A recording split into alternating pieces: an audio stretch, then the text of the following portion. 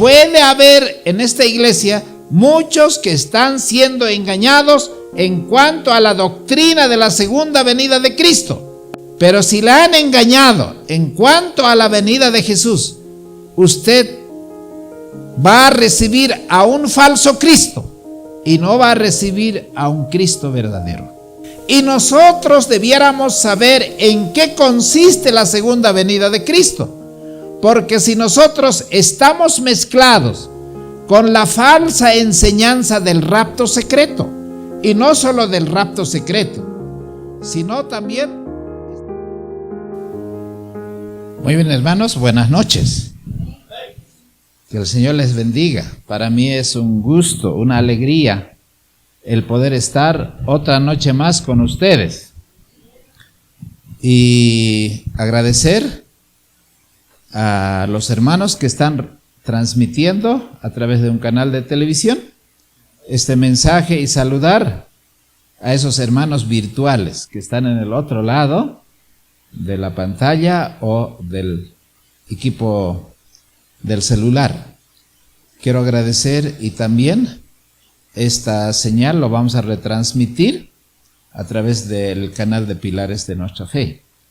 Y en esta noche estoy muy agradecido porque ese himno que hemos cantado realmente es un himno que llena el alma y mueve el corazón. Así que de ese es el tema que vamos a estudiar, de la segunda venida de Cristo. Entonces, antes de comenzar, por favor les pido que nos arrodillemos y pidamos que el Señor nos unja con su Espíritu. Oremos. Padre amantísimo, en esta noche te agradezco porque aquí están tus hijos, Señor, para recibir la unción de tu Santo Espíritu, para que tu palabra, Padre, llene el corazón de la vida de cada uno de ellos. Señor, utilízame para que los labios sean tocados con ese carbón encendido del lugar santísimo.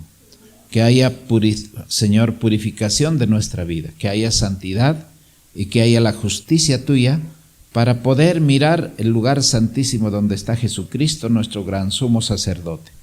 Y de allí pueda derramar todas las bendiciones para este pueblo tuyo.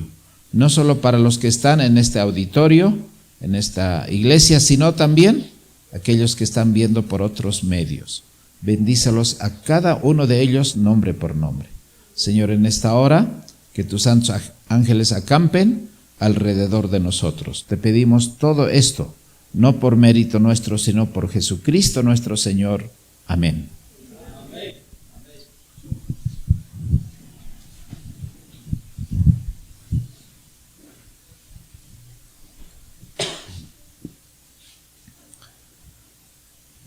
Muy bien, hermanos, en esta noche estoy muy contento porque puedo compartir con ustedes el tema más conmovedor que alguna vez yo he escuchado.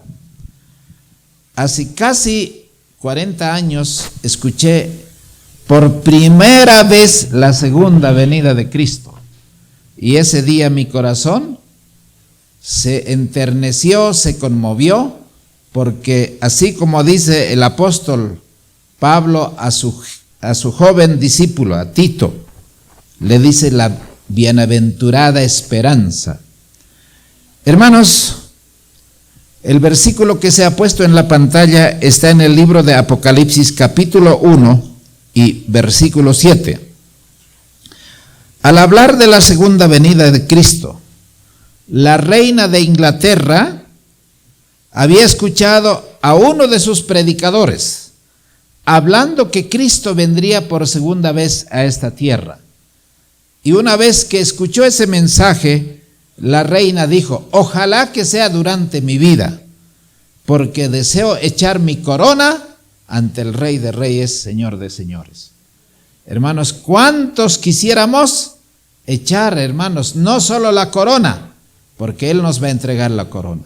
Quisiéramos entregar nuestra vida, el don, el talento y todo lo que tenemos para aquel que merece toda honra y toda alabanza. El versículo de Apocalipsis 1:7 dice así: Y aquí que viene con las nubes, y todo ojo le verá. Hermanos, vamos a estudiar en esta noche cuál es el engaño en cuanto a la segunda venida de Cristo.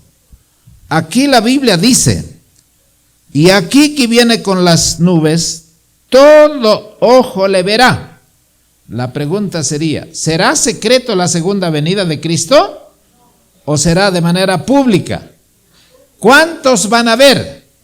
Todo ojo le verá. Y los que le traspasaron también lo van a ver, aquellos que han crucificado a Jesucristo. Y todos los linajes de la tierra harán lamentación a causa de él, así sea. Amén. Ahora, ¿dónde está la promesa tan enternecedora? ¿Dónde está la promesa que Jesús dijo? No se turbe vuestro corazón, no tengan pena. En el mundo tendrán aflicción, habrá dolor, habrá sufrimiento, pero no se turben. Y turbarse significa no estén estresados, no estén con ansiedad, no lloren sin esperanza cuando ustedes vean a sus familiares pasar al descanso. Cuando estén enfermos, sepan que esa enfermedad es temporal. No todo el tiempo vamos a sufrir ni con cáncer, ni con diabetes, ni con arteriosclerosis, ni con todas las enfermedades degenerativas que hoy el mundo padece a causa del pecado. Por eso Jesús dice, no se turbe vuestro corazón, creed en Dios y creed también en mí. En la casa de mi Padre muchas moradas hay, y yo no sé cómo será la casa que el Señor está preparando, pero yo recuerdo una historia, un relato. Había un hombre muy rico, empresario, un hombre con mucho poder económico, pero el hombre era tacaño, o sea, era creyente, pero a veces no daba las ofrendas y muy infiel en el diezmo, pero él era cristiano. Entonces, el hombre soñó un día el sueño y ya había estado en el cielo, según él cuenta el sueño. Y dice que siempre había querido ver cómo serían las mansiones eternas. Ustedes no se imaginan cómo será, hermanos, la casa que tendremos en el cielo. A ver, hermanas queridas, ¿habrá cocina en el cielo?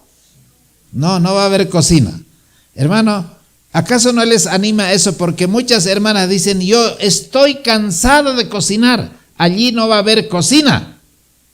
Allí vamos a ser completamente, no sé si vegetarianos, pero yo creo que vamos a hacer más de frutas y ya no habrán ensaladas, y yo pienso que va a haber más cosas como eran la dieta del Edén. A eso vamos a volver. Pero cuando yo leo primeros escritos dice cosas muy interesantes. Dice que la casa, las puertas serán de perlas. Habrá una mesa de plata. Y allí vamos a colocar las coronas. Cuando vayamos en procesión o en viaje a los mundos que no han caído en el pecado. Serán, hermanos, esos goznes. Habrán cosas que ojo no vio, ni oído oyó. Son las cosas que el Señor tiene preparado para los que le aman. Y entonces allí no habrán candados. Ahora dice que vamos a entrar también con una tarjeta, ¿no? Vamos a entrar con una tarjeta. Es una tarjeta de oro. Pero ¿cómo será esa vida en el cielo? Pero Jesús dice, estoy yendo a preparar lugar para vosotros. Y este rico, este hombre en el sueño, dijo, ¿cómo será mi casa? Porque su casa en esta tierra era hermosa, lindo, una mansión. Y él dice, ¿cómo será mi casa? Y había visto, ¿de quién es esta casa tan grande? Uy, ese es de tal. Y este otro, de tal. Y esta mansión tan hermosa era de su empleado. Era un hombre muy misionero, muy entregado, muy consagrado. Y semejante casa quedó muy admirado. Y dijo, el mío tiene que ser mucho más que esta mansión que es de mi empleado. Y entonces llegó a un lugar donde había una casa pequeña, sencilla, y el ángel que le acompañaba en el sueño le dice: esta es tu casa. Y el rico dice: ¿cómo así? ¿De mi empleado semejante mansión y de mí una casa modesta? Y el ángel le dijo: nosotros hemos hecho con los materiales que ustedes han enviado desde la tierra. Jesús dijo: no se hagan tesoros en este mundo, sino haceos tesoros en el cielo. Y usted no tenga la menor duda, cuando usted invierte tiempo para Jesús en la predicación, en ayudar a las personas, en hacer la obra misionera, ¿dónde estamos haciendo tesoros, hermanos? En el cielo. Y allí veremos cosas maravillosas. Y la Escritura sigue diciendo: voy pues a preparar lugar para vosotros. Y si me fuere y os preparare lugar, vendré otra vez y os tomaré a mí mismo, para que donde yo estoy, vosotros también estéis. Ahora, hermanos, ¿cómo será la venida de Cristo? ¿Vendrá en secreto? ¿Vendrá en espíritu sin su cuerpo? O a lo mejor ya habrá venido. ¿Cómo será la venida de Jesús? Entonces vamos a preguntar a la Biblia. ¿Recuerdan ustedes cómo se fue Jesús? ¿Era de carne y hueso o no? Muy bien. Ahora, en el libro de Hechos, capítulo 1, vamos a ir allí al libro de Hechos, capítulo 1. Después de los 40 días, Jesús ascendió al cielo. Una nube lo recibió. Y los discípulos quedaron tristes, a la vez con mucha esperanza. Y dice la Escritura, versículo 9: y habiendo dicho estas cosas, viendo ellos, fue alzado, y una nube lo recibió y lo encubrió de sus ojos. ¿Qué le recibió, hermanos? Una nube. Ahora, ¿qué era esa nube? Eran ángeles de Dios. ¿Y cómo va a venir del cielo Jesucristo en su segunda venida? Con millares y millares de ángeles va a venir. Pero va a venir en cuerpo físico. Físicamente Él va a venir. Y dice la palabra, el versículo 10: y estando ellos con los ojos puestos en el cielo, entre tanto que Él se iba, y aquí dos varones en vestiduras blancas se pusieron junto a ellos, los cuales también les dijeron: varones Galileos, ¿qué estáis mirando al cielo? Este mismo Jesús que ha sido tomado de vosotros al cielo, así vendrá como le habéis visto ir al cielo. Así como ustedes han visto que se fue al cielo, de la misma manera va a volver. El Señor Jesús va a regresar, hermanos, físicamente visible. Va a regresar así como ha ido al cielo. Pero, ¿para qué va a regresar? En la Biblia hay 2500 promesas de la segunda venida de Cristo. Si no hubiera el mensaje de la segunda venida de Cristo, hermanos, nuestras esperanzas no serían completos, porque no tendríamos una respuesta al pecado, al dolor, al sufrimiento, a la iniquidad, al trabajo del maligno, a los gobiernos tan corruptos que tenemos, a las autoridades tan injustas que hay, jueces y abogados que en vez de aplicar la justicia y la ley, ellos son los primeros en pervertir. En las autoridades cada día, cada año, cada tiempo, cada vez más son más corruptos, ¿o no es así? Y eso no solamente está ocurriendo en la sociedad secular, sino también a la iglesia ha entrado todos esos engaños y también formas de corromper la verdad. ¿Para qué va a venir Jesús? Muy bien, ahora voy a invitarles para que vayan al libro de Apocalipsis capítulo 19. Ahora, el libro de Apocalipsis capítulo 19 habla de Jesús, cómo va a regresar del cielo a esta tierra, cómo Él va a volver. Ahora, solamente yo quiero destacar algunos puntos importantes porque después tenemos que entrar a un estudio más profundo. Dice el versículo 11, Apocalipsis 19, versículo 11: y vi el cielo abierto, y aquí un caballo blanco, y el que estaba sentado sobre él era llamado Fiel y Verdadero, y en justicia juzga y pelea, y sus ojos eran como llamas de fuego, y había en su cabeza, ¿cuántas coronas? Muchas coronas. Y tenía un nombre escrito que ninguno conocía sino él mismo. Y estaba vestido de una ropa teñida en sangre, y su nombre es llamado el Verbo de Dios. Y los ejércitos que están en el cielo le seguían en caballos blancos, vestidos de lino fino, blanco y limpio. Y de su boca sale una espada aguda para herir con ella a las naciones. Y él las regirá con vara de hierro. Y él pisa el lagar del vino del furor y de la ira de Dios Todopoderoso.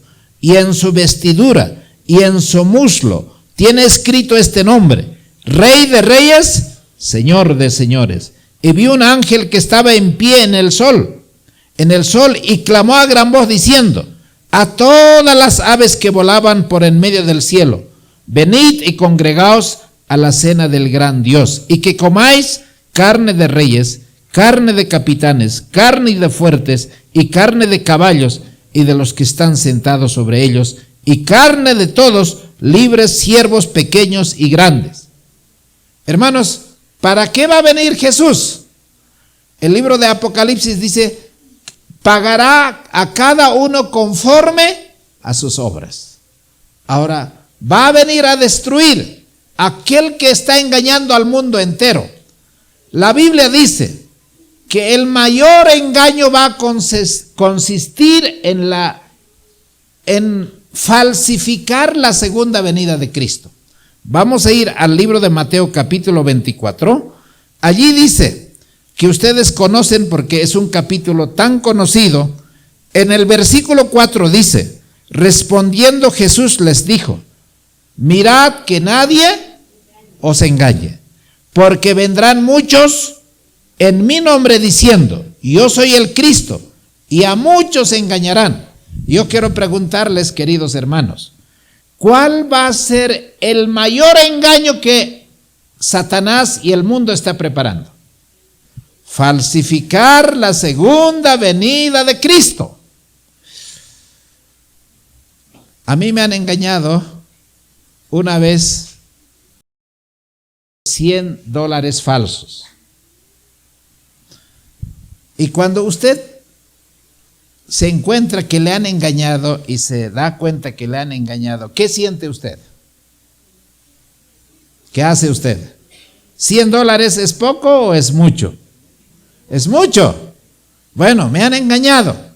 Pero para engañar a los $100 no hay que engañar con un solo dólar falso, sino hay que meter entre los dólares verdaderos uno falso. ¿O no es así? Entonces, la segunda venida de Cristo van a enseñar, pero van a enseñar de manera equivocada.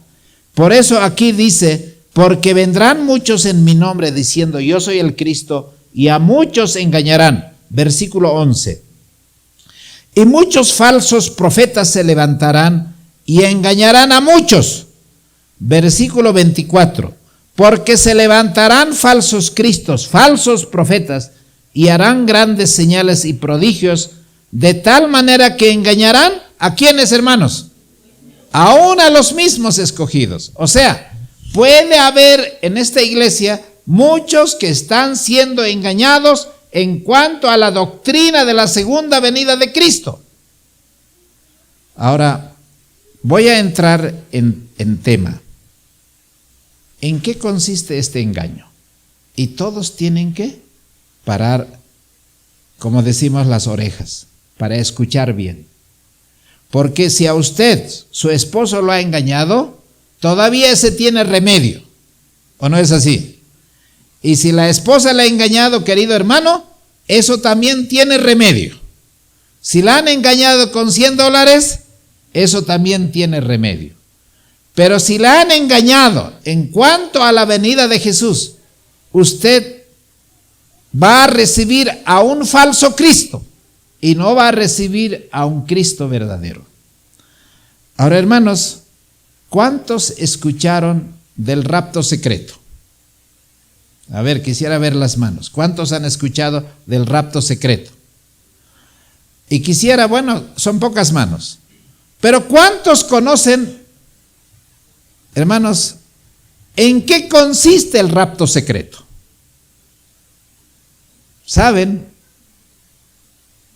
No solamente el rapto secreto. El mundo está siendo engañado con la creencia de que va a haber un rapto secreto.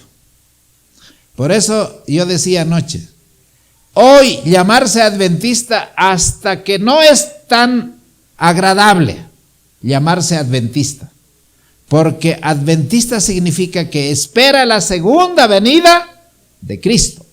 Y nosotros debiéramos saber en qué consiste la segunda venida de Cristo. Porque si nosotros estamos mezclados con la falsa enseñanza del rapto secreto, y no solo del rapto secreto, sino también estamos siendo engañados, hermanos, de otra doctrina. ¿Cuál es?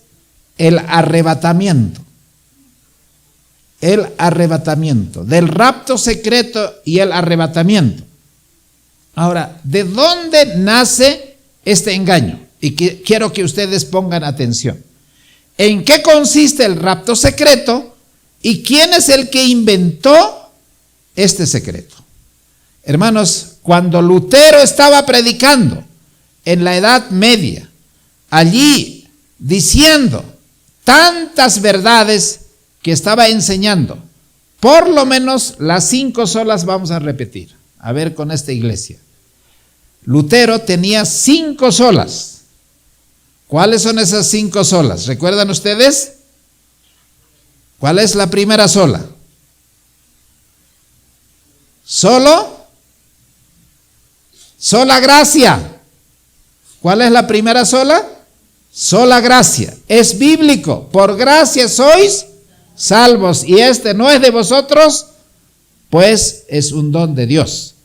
Pero no solamente Lutero dijo eso, dijo la segunda sola escritura. ¿Con qué tenemos que probar, hermanos? Cualquier doctrina, cualquier enseñanza, hermanos, sola escritura. Muy bien, ¿cuántas solas van? 2. La tercera sola fe. Cuando usted estudia la Biblia, hermanos, ¿qué es lo que va a tener? Fe, porque la fe viene por el oír, y el oír la santa palabra de Dios, no es por escuchar novelas, deportes. La fe no es como en mi país hay una fiesta de una virgen que se llama la Virgen de Orcupiña, y la gente va con fe a un cerro que se llama Cota, y van con su martillo, y con su martillo golpean la roca, y la roca, el pedazo que te salga, eso tienes que llevar a la iglesia de la Virgen, y allí tienes que hacer bendecir, porque al año siguiente, con cualquier deseo que tú hayas pedido, por ejemplo, si tú pediste y golpeaste la roca, con la fe de que al año vas a tener tu casa, con casa vas a volver. Y si has pedido un carro, con carro vas a volver. Y toda la gente después de un año regresa agradeciendo, y traen no solamente dólares, billetes, monedas, sino los cooperativistas de oro traen oro. Y uno de los sacristanes me dice, no te imaginas cuánta riqueza ellos producen con una fiesta de un santo. Ahora yo les pregunto, ¿esas personas tienen fe al golpear la roca y al año para que se les cumpla? ¿Tienen fe o no tienen fe? ¿Pero esa fe es verdadera o es una fe falsa? ¿En dónde debe estar la fe basada? ¿En la creencia popular o debe estar basado en la escritura? Así dice Jehová, porque la fe viene por el oír. Romanos 10:17. La fe viene por el oír, y el oír la palabra de Dios. Usted, si quiere tener fe, no va a ir a comprar del mercado, de la farmacia, porque ahí no venden fe. La fe viene por escuchar la palabra de Dios y yo tengo que conocer la Escritura. ¿Cuántas solas ya estábamos siendo? Sola gracia, sola fe, sola Escritura. La cuarta, ¿cuál es? Solo Cristo. ¿Quién es el que salva, hermanos? Solo Cristo. No hay otro nombre dado a los hombres en quien podamos ser salvos. Solamente el nombre de Cristo es el que salva. No hay otro nombre, ni iglesia, ni pastor, ni denominación. Solo Cristo salva. Ahora, ¿cuál es la última sola de Lutero? Con eso hizo temblar al poderoso imperio de Roma papal. ¿Cuál es la última sola? La gloria es solo para Dios. ¿Cuál es la última sola? La gloria es para Dios. ¿A quién hay que honrarle? Hermano, ¿a una organización? ¿Al Papa? ¿A una iglesia? ¿A un sistema? No, la gloria es para Dios. ¿Por qué dice el mensaje del primer ángel? ¿Qué dice? Vi volar por en medio del cielo, Apocalipsis 14, 6, y dice, vi volar por en medio del cielo a otro ángel que tenía el evangelio eterno, para predicar a todos los moradores de la tierra, diciendo a gran voz, temed a Dios. ¿A quién hay que dar la gloria? A Dios hay que darle la gloria. La gloria no es para mí, ni para el hermano, ni para nadie. La gloria todo es para el Señor. ¿Podemos repetir? La primera sola, ¿cuál es? Sola gracia. Segunda, sola fe. Tercera, sola Escritura. Cuarto, solo Cristo. Y quinta, solo la gloria es para Dios. Y con eso la Iglesia Católica tembló y dijo Lutero, a ver, muéstrenme con la Escritura. Ustedes han manejado por 1260, por más de 1000 años, la Iglesia ha engañado, inventando doctrinas falsas, falsas adoraciones, inventando santos, rezos, rosarios, 14 estaciones, Asunción de María, tantas otras doctrinas erradas, inventando el falso día de reposo, que los muertos no están muertos, y tantas falsas doctrinas. Lutero dijo, no pasan la prueba de la Escritura. Y entonces, hermanos, el obispo de Roma y todos los sacerdotes católicos dijeron, si no hacemos callar a Lutero, todo el mundo se va a volver protestante. Y nosotros vamos a perder poder, dinero, influencia, y vamos a quedarnos sin nada. ¿Están atendiendo? Ahora, no solamente era la preocupación de la Iglesia Católica, sino los demonios también estaban muy preocupados. Y los demonios se reunieron y dijeron, tenemos que hacer una contrarreforma. ¿Cómo se llama? Contrarreforma. La reforma es de Lutero, pero la contrarreforma es una enseñanza católica. ¿En qué consiste la contrarreforma? Nace la orden de los jesuitas. ¿Y qué dice? Bueno, Ignacio de Loyola dice, 1520-30, Ignacio de Loyola dice, si los discípulos de Cristo están dispuestos a morir en la cruz, a ser crucificados, a ser quemados y mantenerse fiel, yo también voy a fundar una orden que sea tan fiel al Papa. Y ustedes conocen, pueden buscar en el internet el juramento jesuita. Y el jesuita, ¿qué dice en ese? Ustedes busquen en el Google. Y entonces dice, yo voy a ser fiel al Papa. Yo voy a defender al Papa con mi vida misma. No voy a tener temor, ni siquiera matar a mi madre, a mi familia, nada. Yo no valgo por mí mismo. Mi conciencia y mi voluntad está entregada al Papa. Y entonces dice ahora, con esto vamos a acabar. Vamos a formar un ejército de contrarreforma para acabar con todos los protestantes. Comenzó la persecución. Pero a mayor persecución, mayor cristianos firmes, fieles. Y yo diría, ojalá que la persecución comience aquí, ¿no? Ahí sabremos quién es grano y quién es paja.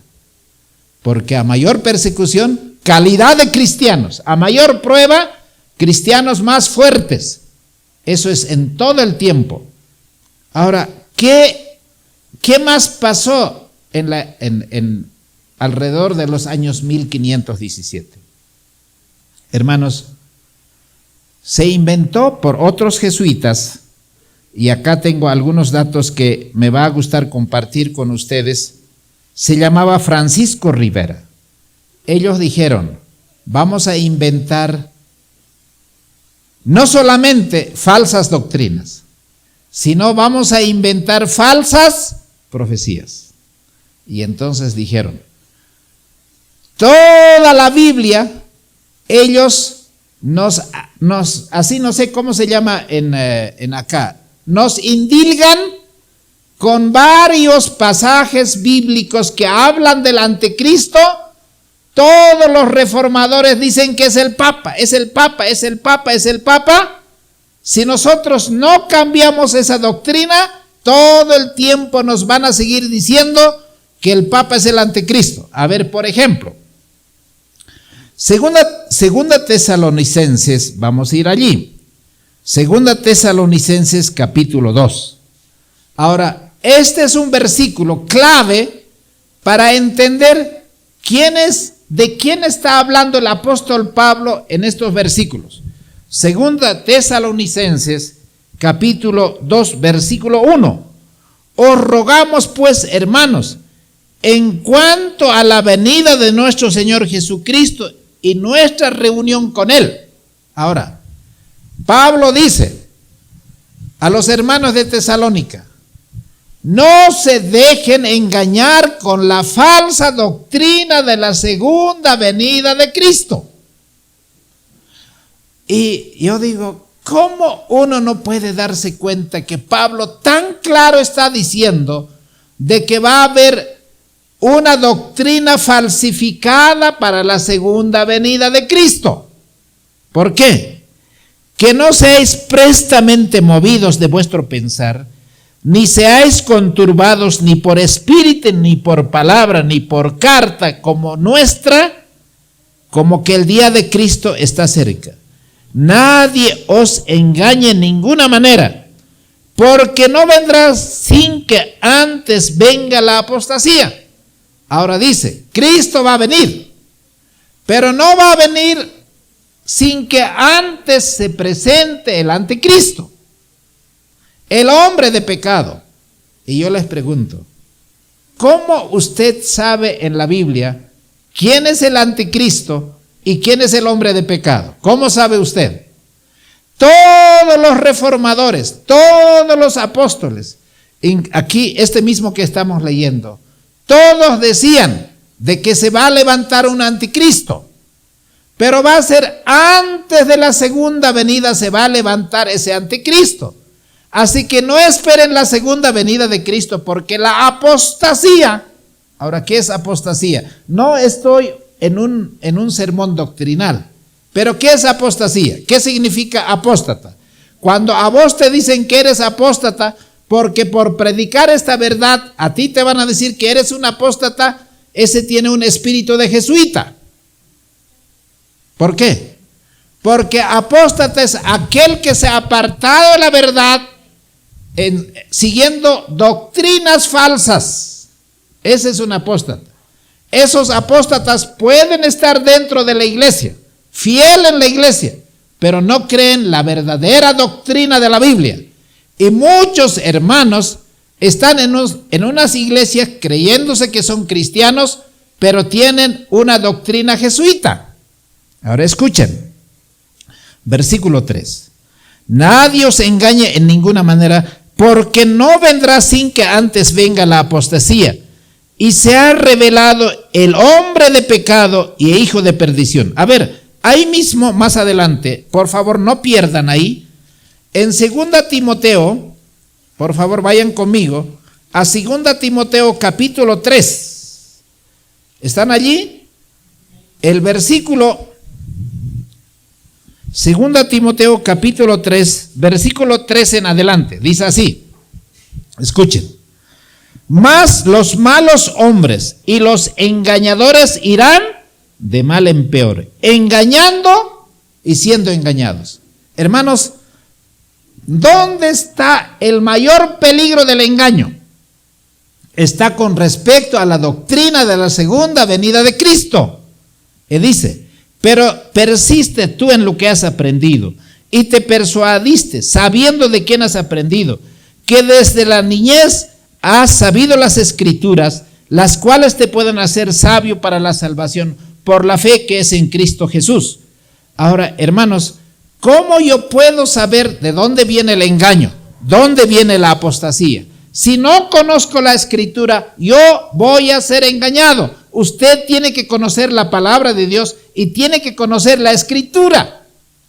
Por eso es tan importante que vengamos a estudiar. Hermanos, en el Instituto Bíblico nosotros estudiamos no solo la historia denominacional, sino también estudiamos cómo interpretar la Escritura. Y cuán hermoso es cuando nos reunimos con los jóvenes, estudiamos, y esos jóvenes decían, no, están saltando de gozo y de alegría. Dice, ¿cómo nos han engañado? ¿Cómo nos han engañado? Y este es otro engaño. Acá hay otro engaño. Acá hay otro engaño. Pero si usted no estudia la Escritura, ¿cómo va a saber dónde está el engaño? ¿Están atendiendo, hermanos, o no? Muy bien. Ahora, hermanos, dice en el versículo 4, el cual se opone y se exalta contra todo lo que se llama Dios, o es adorado tanto que como Dios se siente en el templo de Dios, haciéndose pasar por Dios. Yo les pregunto, ¿dónde se va a sentar ese hombre de pecado? Según esta escritura, ¿dónde se va a sentar? En el templo de Dios. ¿Y cuál es ese templo de Dios? ¿Es la Jerusalén el tercer templo que se va a reconstruir o se va a levantar allí en Jerusalén? Y aquí le puedo decir, hermanos, a ver, respondan. Nosotros conocemos la Escritura. ¿Y cuál es ese templo? Hermanos, si decimos que es el santuario celestial, ¿el diablo se va a ir a sentar en el santuario celestial? No. Entonces, ¿cuál es el templo? ¿Va a haber tercer templo? ¿O en esta iglesia se va a sentar ese hombre de pecado? ¿Dónde se va a sentar? Entonces, nosotros hemos perdido la doctrina de quién es el santuario. Yo escribí un libro. Ese libro se llama El hombre, un santuario. Y bueno, yo me olvidé traer, pues, no sé si de alguna manera les mando el libro. Pero 1 Corintios 3:16, ¿qué dice, hermanos? ¿O no sabéis que vosotros sois templos del Espíritu Santo? A ver, vamos a leer para que no me miren ahí como que son incrédulos. 1 Corintios, capítulo 3, versículo 16, dice así: ¿no sabéis que sois templo de Dios y que el Espíritu de Dios mora en vosotros? Si alguno destruyere el templo de Dios, el cual sois vosotros, entonces, ¿quién es el templo? ¿El tercer templo de Jerusalén? Hermanos, ¿la iglesia es este edificio? No. ¿Cuál es el templo? Nosotros somos templos del Espíritu Santo porque Dios mora en nosotros. Pero para ser templo del Espíritu Santo, yo tengo que tener los mismos elementos que hay en el santuario. Por ejemplo, tiene que haber, hermanos, yo no voy a hablar del altar del sacrificio, la fuente de bronce, pero tiene que haber la mesa de los panes de la proposición, ¿o no? Y esos panes de la proposición es la palabra de Dios, porque Jesús dice, yo soy el pan de vida, el que descendió del cielo, y ustedes tienen que comer mi carne y tomar mi sangre. Y los discípulos se ofendieron porque ellos no entendieron la aplicación espiritual, sino pensaron que hay que comer la carne así como la misa. Muy bien, ¿tiene que haber el candelero o no? Ahora, ese candelero, ¿a quién representa?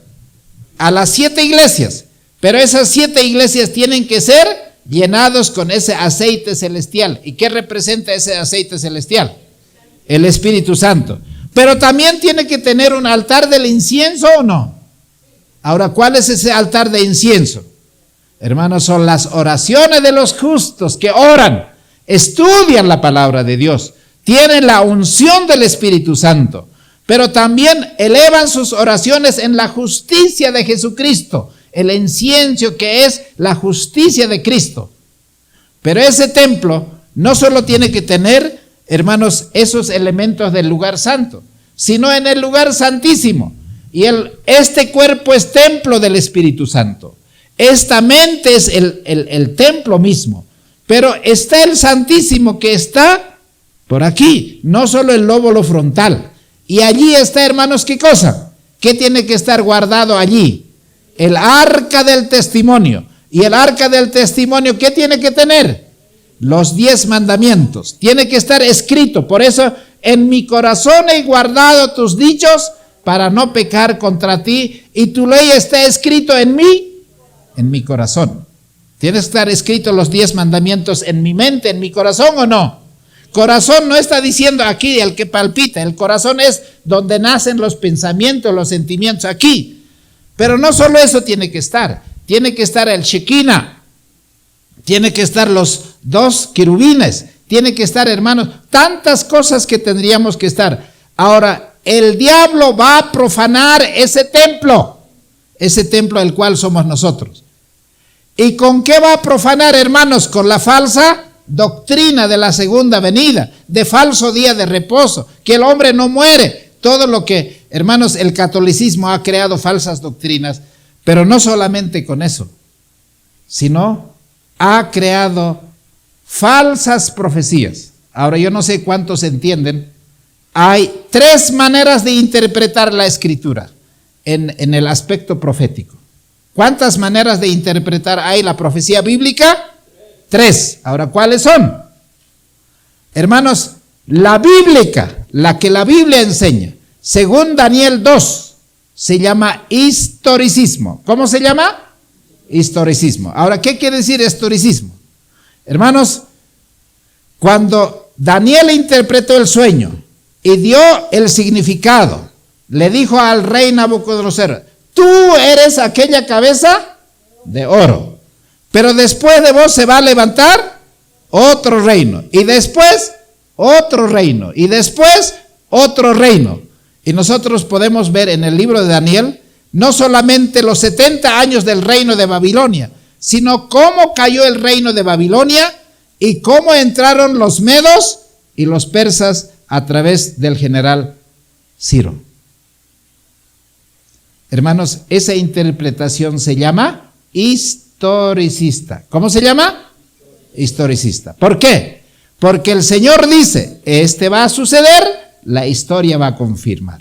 Esto va a suceder, la historia va a confirmar. Jesús dijo en Mateo 23, Jerusalén va a ser destruida. No va a quedar piedra sobre piedra que no sea derribada. ¿Y cuándo se cumplió? Año 70. El general Tito lo destruyó, lo quemó, se cumplió. ¿La historia corrobora lo que Jesús dijo o no? Muy bien. Hermanos, las 7 iglesias es historia, historicista. Esa es la interpretación bíblica, ese es el principio de interpretación bíblica.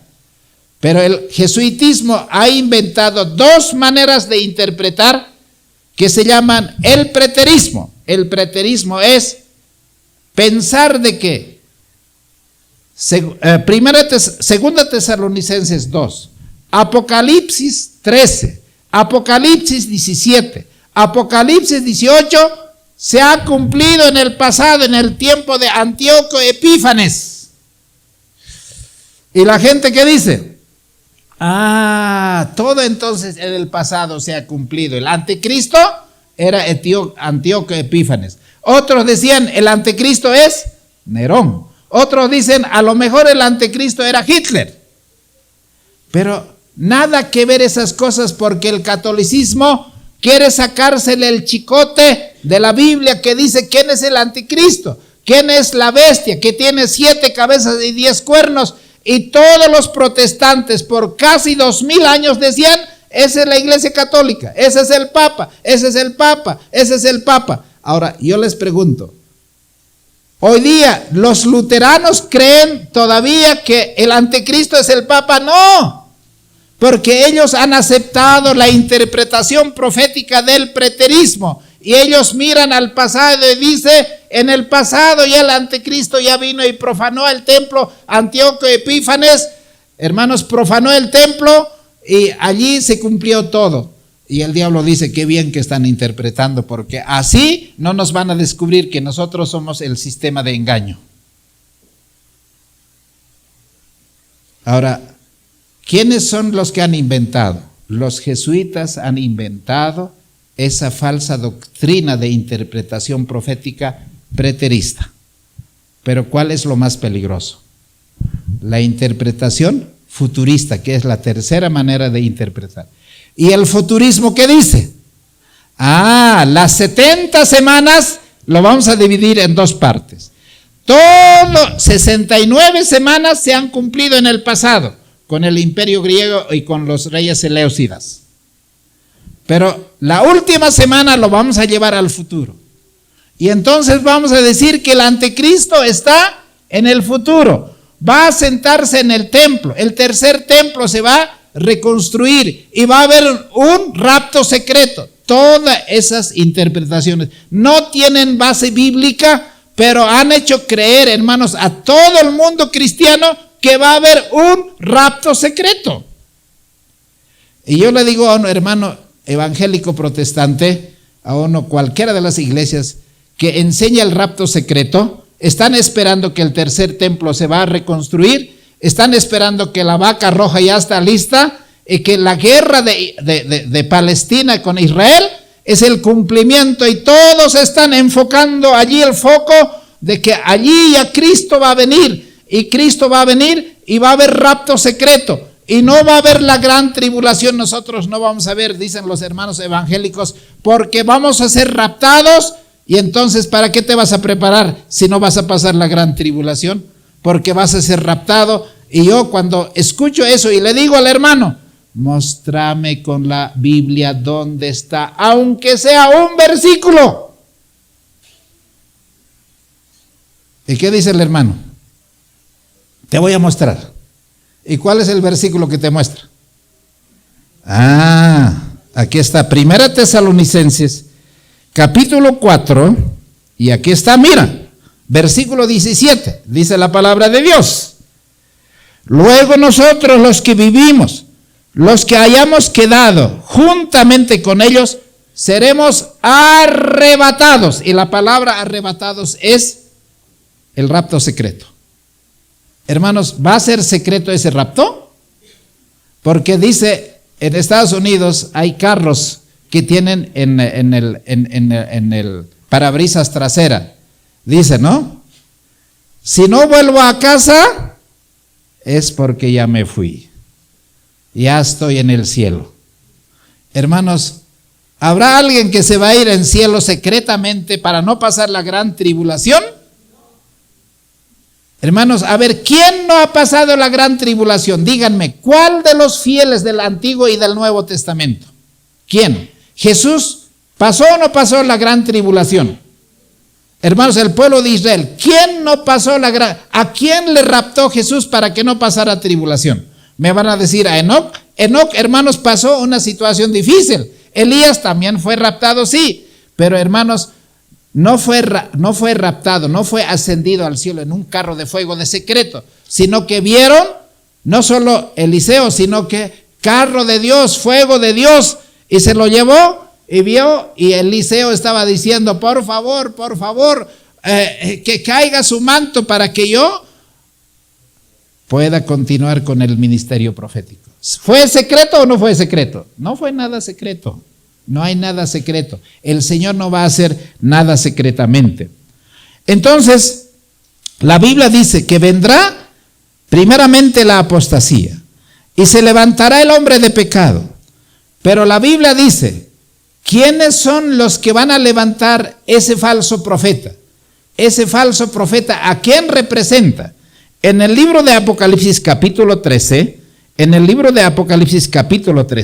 la palabra de Dios dice claramente, hermanos, ¿quién es ese falso profeta? Hermanos, el libro de Apocalipsis capítulo 13 está dividida en dos partes.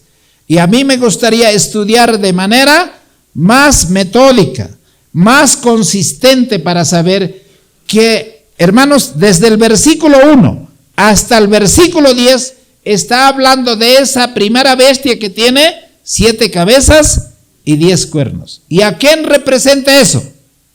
Al Roma pagana, a Roma pagana y también la Roma papal. Muy bien, las dos partes. ¿Y quién es el que gobernó, hermanos? ¿Quién es el que era por encima de los césares? ¿Recuerdan ustedes cuando Cristo nació? ¿Quién sacó el decreto para matar a todos los niños de cuántos años para abajo?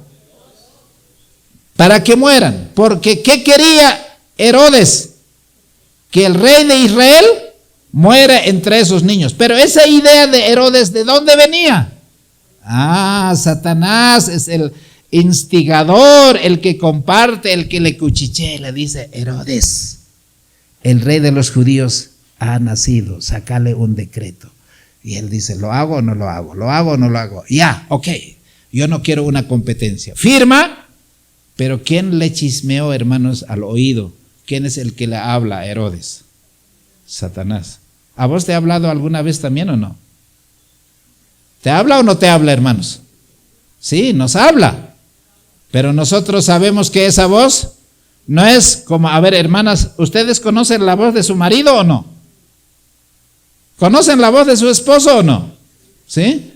Y si otro hombre con otra voz que te dijera que te amo, eres mi reina, usted le sonreiría: qué lindo que está mi esposo, me está hablando. Hermano, esa voz es una voz diferente.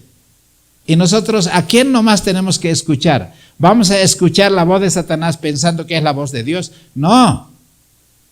No. Ahora, en el capítulo 13 dice así, versículo 7: y le fue dado hacer guerra contra los santos, vencerlos. También le fue dado poder sobre toda tribu, lengua y nación. Y la adoraron todos los moradores de la tierra. En la Edad Media, hermanos, el Papa era el poder, el santo del poder político y poder religioso. ¿En su mano estaban los dos poderes o no? Pero ¿quién le dio ese poder? Mira, dice así, versículo, vamos a leer desde el versículo, versículo 8 vamos a continuar. Y la adoraron todos los moradores de la tierra, cuyos nombres no están escritos en el libro de la vida del Cordero, el cual fue inmolado desde la fundación del mundo. Pero versículo 4 dice: y adoraron al gran dragón, el que había dado autoridad a la bestia, y adoraron a la bestia diciendo: ¿quién es semejante a la bestia y quién podrá luchar contra ella?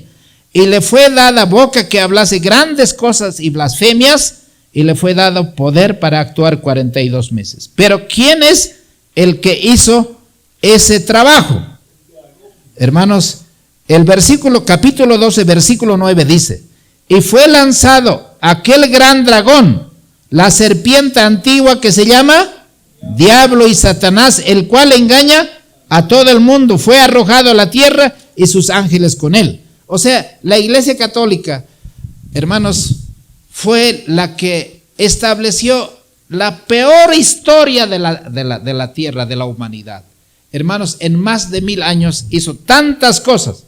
Ahora, yo les pregunto, la palabra protestante quiere decir aquel que protesta contra todos los abusos de la Iglesia Católica. ¿Qué quiere decir la palabra protestante? ¿Ustedes son protestantes o no? Pero no es ese el que protesta contra papá, contra mamá, contra el tío. Ese no es protestante, hermano. Ese es un renegado, un hijo que está, quizá no queriendo obedecer a papá y mamá. El protestante es aquel que protesta contra esas falsas doctrinas. Ahora, ¿quién es el hijo del protestantismo? Capítulo 13, versículo 11. Después vi otra bestia que subía de la tierra. Tenía 2 cuernos semejantes a las de un cordero.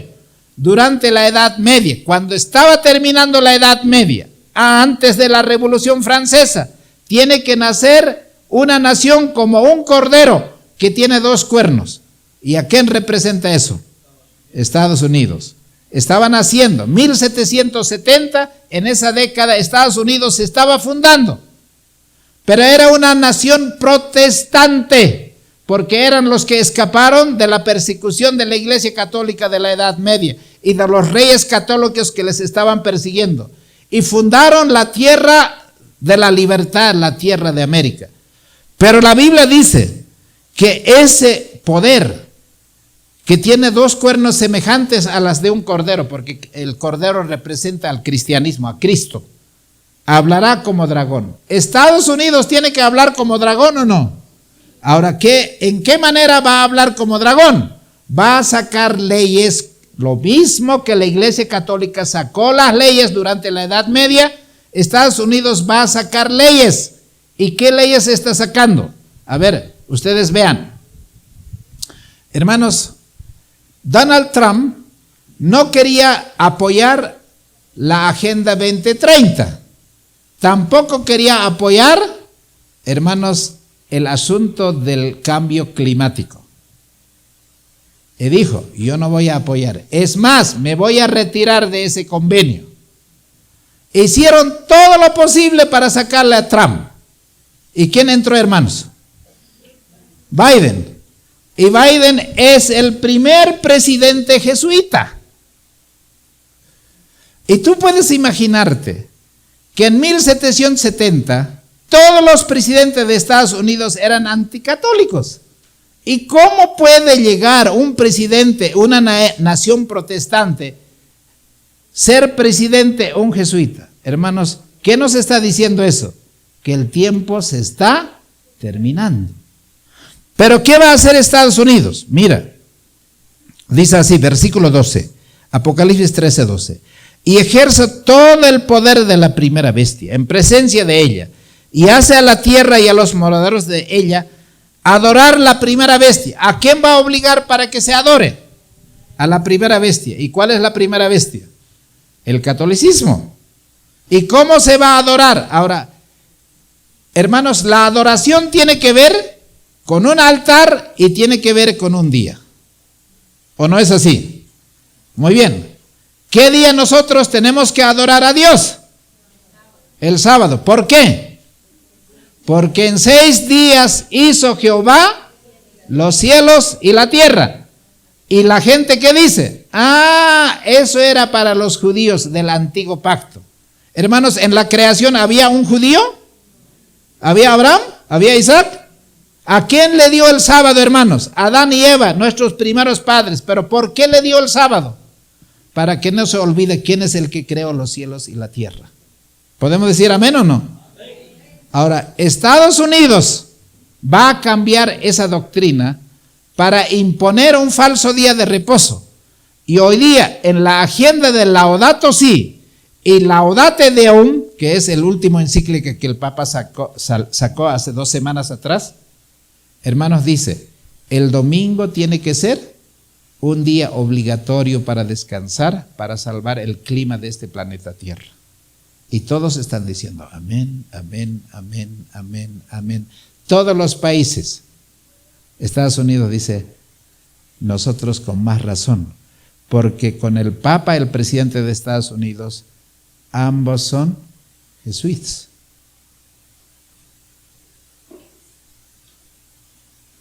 ¿Está lejos la segunda venida de Cristo o no? No están convencidos ustedes, hermano. O están asustados, o les he venido a asustar. Ahora dice así, versículo 13. Y hace grandes señales de tal manera que aún hace descender fuego del cielo a la tierra delante de los hombres. Engaña a los moradores de la tierra con las señales que se le ha dado a hacer en presencia de la bestia. Ahora, ¿cuál es la señal más grande? Hermanos, van a imitar la segunda venida de Cristo. Primera de Corintios, el capítulo 11 dice así, ¿no? De que Satanás mismo se disfraza como ángel de luz. ¿Cómo se presentó a Jesús Satanás para engañar? ¿Se presentó así como un ángel caído o se presentó como ángel de luz? Ahora, ¿cómo usted descubre quién es Satanás? ¿Cómo usted descubre?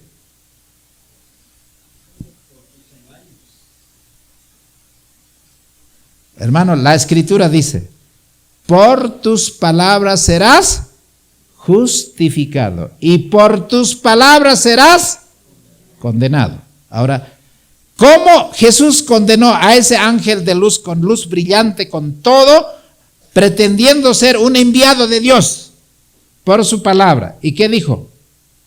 Si eres hijo de Dios. ¿Qué está mal en esa palabra? Si eres.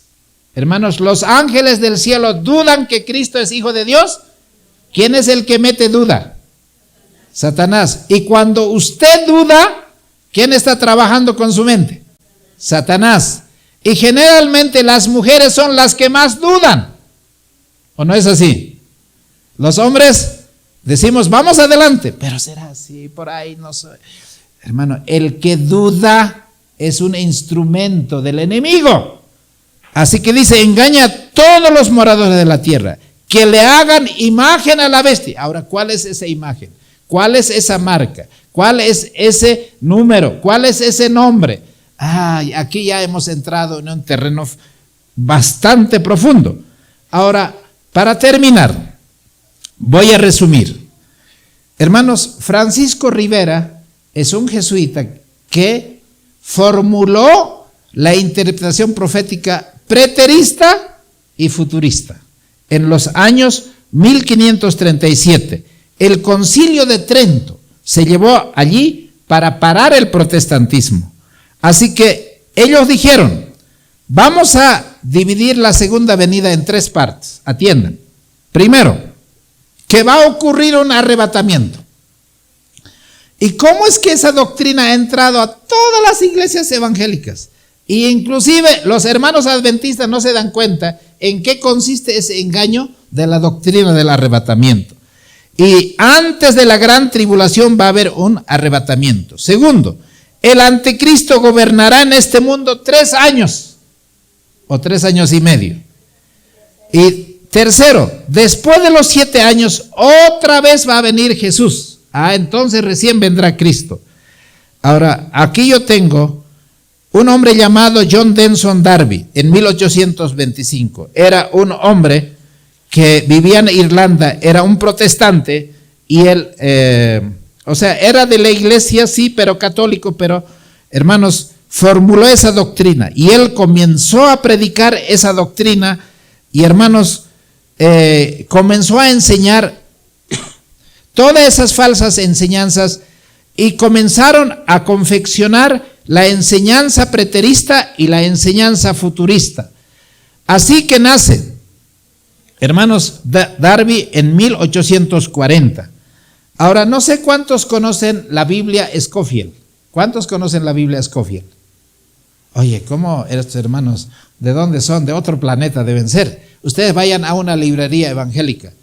Ahí está la Biblia Scofield, de Cyrus Scofield. Y la Biblia Scofield divide, hermanos, en 7 tiempos dispensacionales todo el plan de salvación. Por eso ellos dicen, no estamos en la dispensación de la ley, ese fue hasta Cristo. Nosotros después de la cruz estamos en la dispensación de la gracia. No vivimos en el tiempo de la ley. Nosotros vivimos en el tiempo de la gracia. ¿Quién inventó eso? Darby. Hermanos, Darby es el que inventó. Ahora todos en las universidades evangélicas protestantes siguen esa doctrina. Hermanos, se imprimieron miles y millones de esas Biblias. Llenaron todas las bibliotecas de los seminarios bíblicos. Cada pastor evangélico tenía esa Biblia. Yo tengo esa Biblia en mi biblioteca. Creo que tengo 2 Biblias de eso. Hasta el Instituto Moody apoyó todo el futurismo y el rapto secreto. Y no solo ellos apoyaron, también los banqueros, los empresarios, todas las iglesias, los sionistas que han inventado, hermanos, el nacimiento del pueblo de Israel, las sociedades bíblicas, las sociedades secretas, los rapturistas, hermanos, aquellos que dicen que va a haber rapto secreto. Hermanos, hoy día la falsa enseñanza del rapto secreto, el dispensacionalismo, el futurismo, hermanos, todas esas enseñanzas al mundo protestante lo ha puesto a los pies de Roma. ¿Están engañados o no? Y yo tengo que estudiar con más profundidad porque voy a trabajar con mis hermanos evangélicos para que ellos se den cuenta de que están siendo engañados. Quiero terminar. ¿Dónde se apoyan los rapturistas? ¿Quiénes son los rapturistas? No, pero ¿por qué se le llaman rapturistas? Porque creen en el rapto secreto. Entonces, hermano, cuidado, usted crea también en el rapto secreto y que no necesita prepararse. Desde aquí me va a arrebatar. 2 estarán moliendo en el molino, uno será llevado, la otra será dejada. Es un versículo que mencionan, pero en el libro de Hechos, vamos a ir allí y ese va a ser nuestro último texto. Hechos, por favor, vayan conmigo al libro de Hechos, capítulo 8. ¿Están allí? Hechos capítulo 8, versículo 39. Ahora, yo quizá no necesito leer este texto, pero Felipe y el eunuco llegaron a un lugar donde le bautizó en un río. Tras que le bautizó, ¿qué pasó con Felipe? Versículo 39. Y cuando subieron del agua, el Espíritu del Señor arrebató a Felipe y el eunuco no le vio más y gozoso siguió su camino. Este es uno de los versículos que dicen, pero hermanos, como nosotros decimos, un solo pajarito no hace verano y un versículo no forma una doctrina. Hermanos, hoy ver a nuestros hermanos evangélicos engañado en cuanto a la segunda venida de Cristo, pensando que el tercer templo se va a construir en Jerusalén. Hermanos, allí el hombre de pecado se va a sentar, el anticristo. Hermanos, es como cuando el peligro viene aquí y decir, no, el peligro viene allá y todos están mirando, y cuando, hermanos, el peligro, ¡pum!, a todos se los va a consumir. Y nosotros somos los atalayas que tenemos que despertar al pueblo para que ellos se den cuenta. Hermanos, yo quisiera terminar. Hermanos, el Señor no va a secuestrar a nadie, porque raptar significa secuestrar también. Hermanos, la Biblia dice, todo ojo le verá. Y nosotros vamos a ver, así como Jesús se fue al cielo, así va a volver. No va a volver en secreto, no va a volver 2 veces. Uno para llevársela a algunos y después en la segunda venida venir otra vez. Eso no son doctrinas bíblicas. Hermanos, la guerra de Palestina está alentando esta doctrina. Por eso, hermanos, esos pastores que son doctores de seminarios teológicos están diciendo, hermanos, tenemos que tener el ojo puesto en Palestina. El pueblo de Israel tiene que ganar la guerra. Nosotros tenemos que orar, ayunar y con las banderas del Israel, que ni siquiera es su bandera porque es la bandera de los sionistas, esos con las 5 puntas de la estrella, hermano, no es la bandera de Israel, es la bandera de los sionistas, que son una sociedad secreta que fundaron la nación de Israel.